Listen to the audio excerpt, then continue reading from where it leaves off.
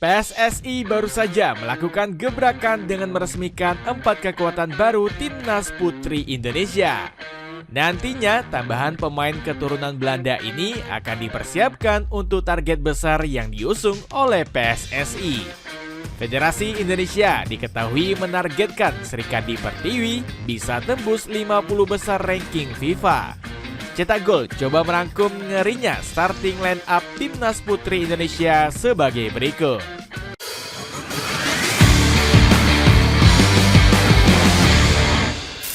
Tiba-tiba ambil 4 keturunan berkualitas. Publik tanah air dikejutkan dengan langkah besar PSSI untuk Timnas Putri Indonesia. Skuad Srikandi Pertiwi tiba-tiba meresmikan 4 pemain keturunan berkualitas asal Belanda.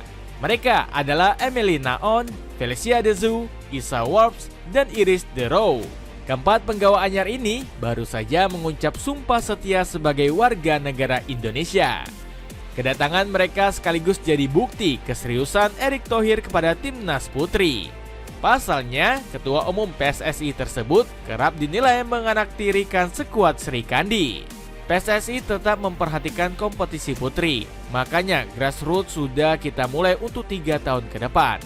Naturalisasi adalah langkah kami untuk memperkuat Timnas Putri dalam jangka panjang, ujar Erick Thohir. Keempat pemain tadi langsung coba dimaksimalkan oleh pelatih Satoru Mochizuki. Mereka masuk 38 nama yang dipanggil untuk persiapan kualifikasi Piala Asia di akhir Juni mendatang. Pada pemusatan latihan kali ini, sang juru taktik turut memanggil 12 pemain abroad.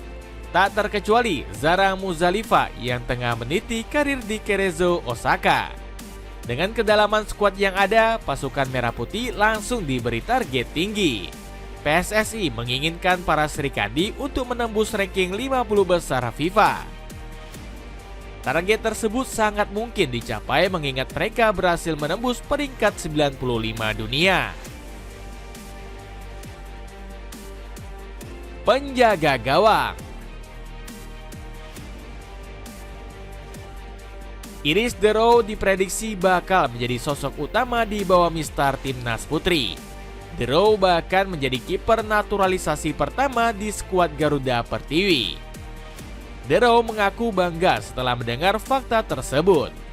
Bagaimana tidak, kiper kelahiran 2005 ini berhasrat memberikan segalanya demi Garuda di dada. Saya merasa bangga dan bersyukur. Saya sudah tak sabar membela Timnas Indonesia dan lebih dari siap untuk momen tersebut, tulis De Roo di Instagram. Terlebih, De Roo merupakan kiper dengan atribut sempurna untuk menjaga gawang Garuda Pertiwi.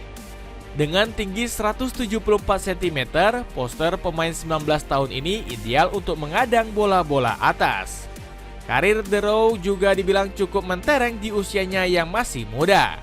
Pasalnya, kiper kelahiran Rotterdam ini merupakan untuk Sparta Rotterdam Vrouwen. Sementara itu, sosok pelapis De Roo juga punya kualitas yang bisa diperhitungkan. Laita Mashkuro bisa menjadi kiper lapis 2 jika pemain 20 tahun tersebut absen. Laita sudah menunjukkan kelasnya saat gelaran Piala AFF Putri beberapa waktu lalu. Kiper asal Jawa Timur ini tampil luar biasa dengan mengantarkan Garuda Pertiwi menjadi juara. Penampilan hebat Laita juga mengantarkan dirinya menyabet gelar kiper terbaik di Piala AFF. Pertahanan.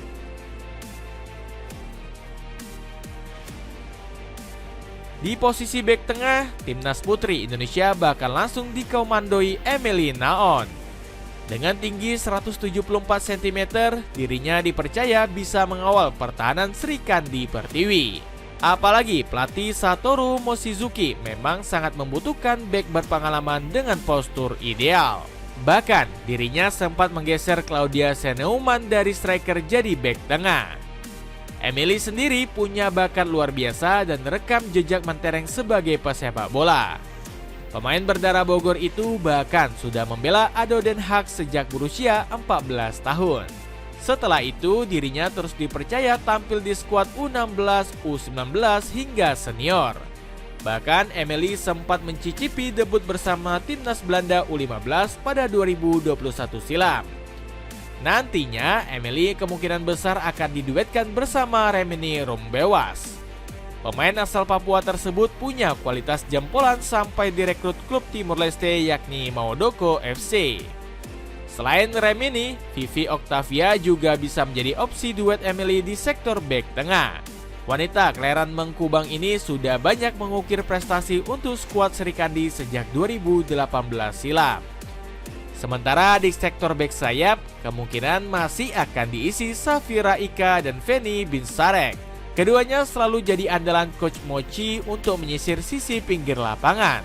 Salah satunya terjadi pada laga uji coba kontra Yordania yang berakhir imbang di bulan Mei kemarin.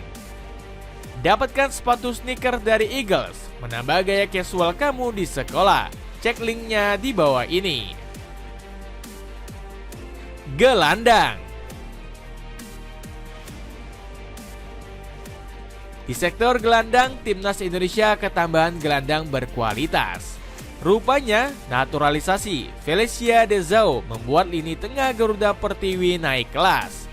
Dezau dinilai punya prospek jangka panjang karena masih berusia 18 tahun. Ditambah pengalamannya memperkuat Ado Den Haag bisa menjadi inspirasi bagi Serikandi Garuda. Berposisi sebagai gelandang serang, Dezau punya visi dan kreativitas yang bagus. Nantinya, pemain 18 tahun ini diharapkan membuat permainan Garuda Pertiwi lebih variatif. Dezau nantinya ditemani Sydney Hopper yang tampil tajam di posisi gelandang serang. Pemain 18 tahun ini punya performa luar biasa saat memperkuat Garuda Pertiwi. Buktinya, visi dan penyelesaian Hopper berhasil membawanya tampil gacor di Piala AFF U19. Pemain berdarah Amerika ini bahkan mengantarkan pasukan merah putih lolos ke semifinal. Sementara itu, Claudia Sauneman melengkapi komposisi lini tengah timnas Indonesia. Keponakan Timo Sauneman ini merasa bahagia karena PSSI menseriusi membangun fondasi timnas putri. Tambahan gelandang ini juga membuat Serikandi Garuda punya komposisi solid dalam jangka panjang. Penyerang. Untuk mendongkrak lini serang, Satoru Mochizuki bisa langsung memasang Isa Gusci Warps. Pemain keturunan Padang itu disebut sebagai calon striker terganas di timnas putri Indonesia. Meski baru berusia 20 tahun, Isa sudah punya banyak pengalaman menjelajah Eropa. Saat ini dirinya tengah bermain di kasta tertinggi Liga Belanda bernama NIC Breda. Tak cuman itu, Isa juga sempat membela raksasa Belgia yakni Kersi Geng Ladies.